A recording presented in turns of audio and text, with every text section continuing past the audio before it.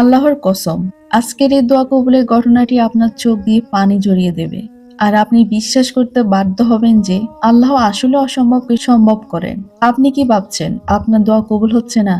তাহলে এই 1 মিনিটের ভিডিওটি শেষ পর্যন্ত দেখুন। এমন এক অলৌকিক দোয়া কবুলের ঘটনা শুনবেন যা আপনার পুরো জীবনকে বদলে দেবে। আসসালামু আলাইকুম ওয়া রাহমাতুল্লাহ। দোয়া কবুল ও শিরোচ্ছেদ থেকে মুক্তির চমৎকার একটি ঘটনা নিয়ে আজকে আপনাদের মাঝে হাজির হলাম। কিভাবে তরবারি নিচ থেকে দলবল সহকারে রক্ষা পেয়েছিলেন মুহাদ্দিস আব্দুর রহমান ইবনে জিহাদ ইবনে আলগাম। এই ঘটনা শোনার পরে আপনার চোখ দিয়ে পানি আসতে বাধ্য হবে। আল্লাহর অসম্ভবকে সম্ভব কিভাবে করেন সেটা বিশ্বাস করতে বাধ্য হবেন। দোয়া কবুলের এই ঘটনা আপনাকে আমাকে শিক্ষা দেয় আল্লাহ সত্যি অসম্ভবকে সম্ভব করতে পারেন। সুবহানাল্লাহ। মুহাদ্দিস আব্দুর রহমান ইবনে জিহাদ ইবনে আলগাম তার দোয়া কবুল ও মুক্তির ঘটনা পুরো মুসলিম উম্মার জন্য শিক্ষণীয় একটি বিষয়। কি সেই দোয়া, কি সেই ঘটনা, চলুন আমরা শুনি। প্রিয় দর্শক, আল্লাহকে যারা ভয় করে তাদের কোনো ভয় নেই, তাদের কোনো চিন্তা বা হতাশা নেই।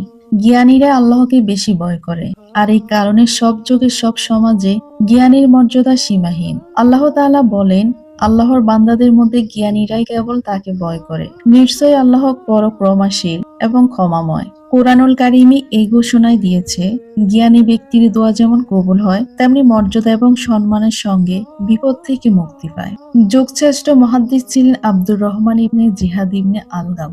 তিনি সঙ্গীদের নিয়ে সাগর পথে সফরে গিয়েছিলেন। খ্রিস্টান শাসকের নৌবাহিনী জলদস্যুরা তাদেরকে আটক করে নিয়ে যায়। উপরের নির্দেশে তাদেরকে জেলখানায় বন্দী করে রাখা হয়। এবার খ্রিস্টানদের বড়দিন উপলক্ষে জেলখানায় কয়েদিদের ভালো খাবার পরিবেশন করা হয়। ওই দিন তাদের প্রতি বিশেষ যত্ন নেওয়া হয়। ভালো খাবার ও আদর আপ্যায়নে মুসলিম বন্দীরা খুব খুশি হয়। মুসলিম বন্দীদের খুশির খবর এক খ্রিস্টান নারী জানতে পেরে বাদশার কাছে এই মর্মে নালিশ করে বসেন যে আরবরা আমার স্বামী ও ছেলেকে হত্যা করেছে, অথচ জেলখানায় আরব বন্দীদের এমনভাবে আপ্যায়ন করা হয়েছে যেন তারা মেহমান। খ্রিস্টান নারীর এই অভিযোগে বাদশাহ নিজেই রেগে যায় এবং কয়েদিদের তার দরবারে উপস্থিত হওয়ার নির্দেশ দেন। কয়েদিদের তার সামনে নিয়ে আসা হলে বাদশাহ জল্লাদকে সবার শিরচ্ছেদ করার নির্দেশ দেন। জল্লাদ একে একে সব বন্দী শিরচ্ছেদ করতে করতে যখন হযরত আব্দুর রহমান ইবনে জিহাদ ইবনে আলগামের মুখোমুখি হলেন, তখন তার ঠোঁট নড়েছিল। তিনি কিছু পড়েছিলেন, বাদশাহ তা প্রত্যক্ষ করেছিলেন।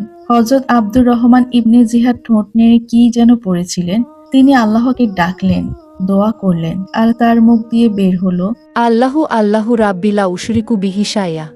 অর্থাৎ, হে আল্লাহ, আল্লাহ তুমি আমার প্রভু, আমি তোমার সঙ্গে কাউকে শরিক করি না।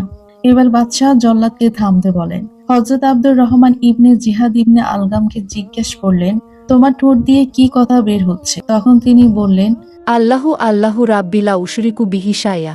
অর্থাৎ, হে আল্লাহ, আল্লাহ তুমি আমার প্রভু, আমি তোমার সঙ্গে কাউকে শরিক করি না। খ্রিস্টান শাসকের শব্দগুলো শোনা মাত্রে তার মধ্যে প্রতিক্রিয়া দেখা দেয়। বাদশাহ সঙ্গে সঙ্গে নির্দেশ দেন, তাকেও তার সঙ্গীদের সবাইকে মুক্ত করে দাও। সুবহানাল্লাহ। এই ঘটনা থেকে প্রমাণিত হয়, চরম মুহূর্তেও যারা আল্লাহকে ভুলে না, মহান আল্লাহ তাদেরকে ভুলেন না, বরং তাদের দান করেন সফলতা।